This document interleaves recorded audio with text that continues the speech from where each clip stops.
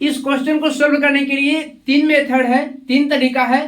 पहला आपका हुआ विलोपन विधि, दूसरा है प्रतिस्थापन विधि और तीसरा है वज्रगुणन विधि। ठीक है, तो आपके लिए सबसे आसान है विलोपन विधि बनाना। वो इसलिए क्योंकि आप बचपन से मतलब कि क्लास 6 से 7 से 8 से पढ़ते हुए आ रहे हैं और क्लास 9th 10th तक का भी इसका उपयोग होता है। ठीक है, इसलिए ध्यान दीजिएगा, आपका ये शुरू हो रहा है विलोपन विधि से बताने के लिए, है ना। जो आप बचपन में पढ़ाई किए हैं, ठीक है, एक पद को काट किसी एक्स वाले को या फिर वाई वाले को विलुप्त करते हैं, मतलब कि काट देते हैं, ठीक है ना, वही प्रोसेस होता है विलोपन विधि वाला।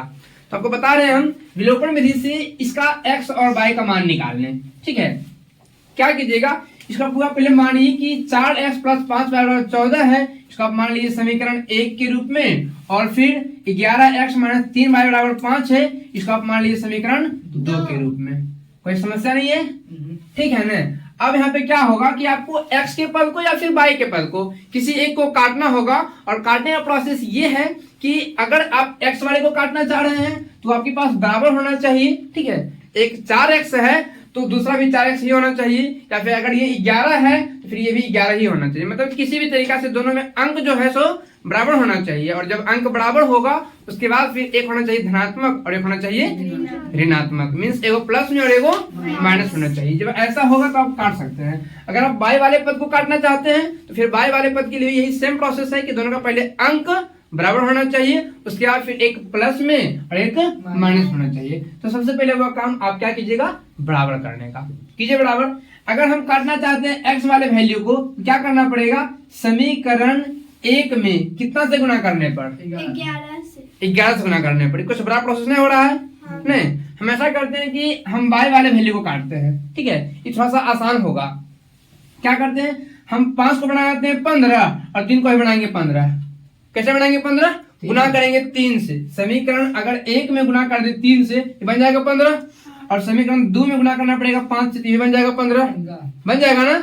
इस बार हम एक्स वाले को नहीं काट रहे हैं, वाई वाले को काट रहे हैं। ठीक है, क्या कीजिएगा, समीकरण 1 में गुना करने पर 3 से, और समीकरण 2 में कितना गुना करने पर 5 से गुना कर लीजिए। पूरे समीकरण यहाँ से लेके पूरे यहाँ तक समीकरण 1 में ही आएगा।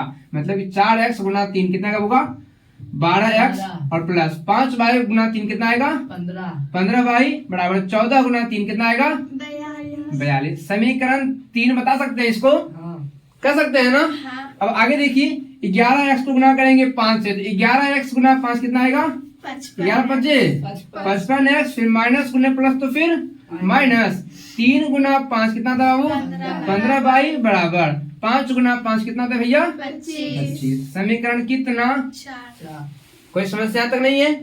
अब आगे क्या करना होगा, देखिए ये जो 15x है और 15y प्लस के रूप में और 15y माइनस के रूप में, हमको स्पष्ट रूप से एगो प्लस में एगो माइनस में दिख रहा है और दोनों बराबर भी दिख रहा है।